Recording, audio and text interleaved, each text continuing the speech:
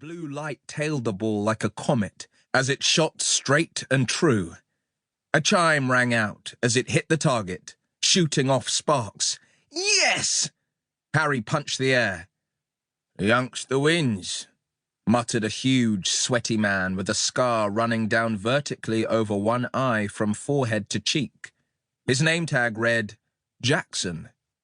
He scooped up the credits in his tattooed arms and started towards Harry. Whoa there!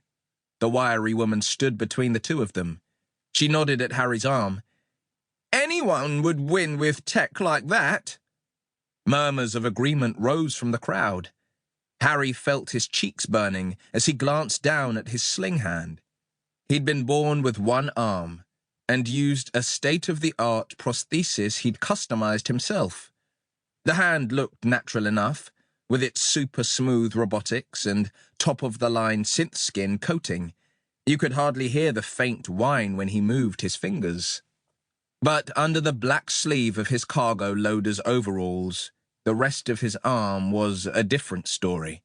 Shiny rods of metal, blinking LEDs and interlocking cogs. Harry liked the robotics exposed. It made it easier to tinker, when he had the time. He would never cheat, though. He deactivated any tech that might help right before the competition. Harry switched the slingshot to his other hand. How about a redo? The woman's eyes narrowed suspiciously, but she nodded. Plucking a fresh energy ball, Harry loaded and took aim again.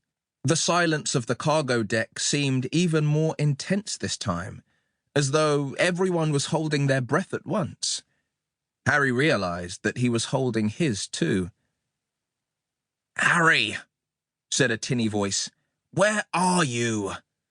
Harry groaned and lowered the sling.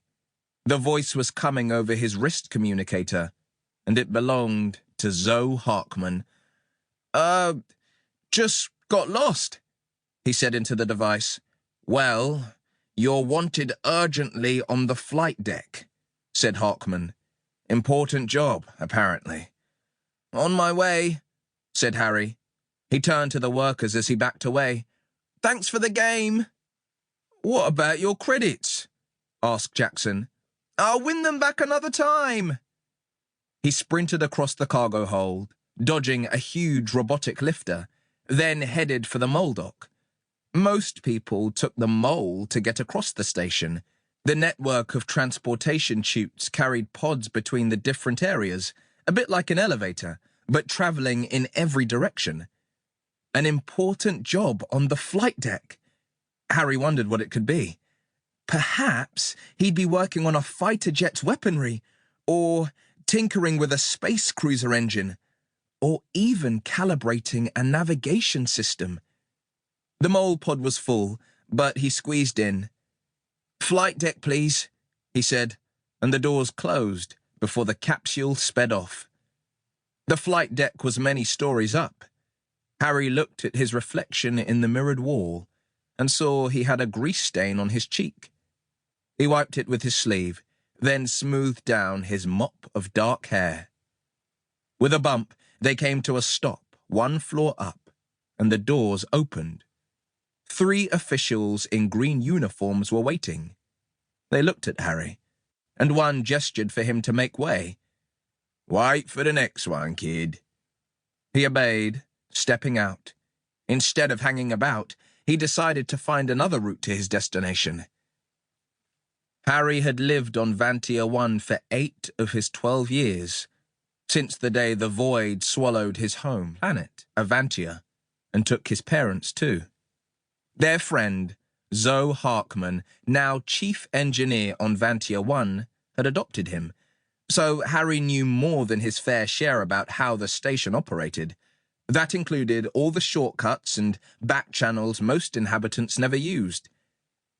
He'd exited the mole pod on the farm deck, a series of giant interconnected tents where Vantia 1's food was grown. Harry hurried along one of the suspended walkways threaded between the multiple platforms, filled with greenery, fruits, grain and vegetables to feed the space station's thousands of residents. The air was warm, To keep listening to this audiobook, I've left you a link in the description so you can do it at no cost thanks to Audible's 30-day free trial.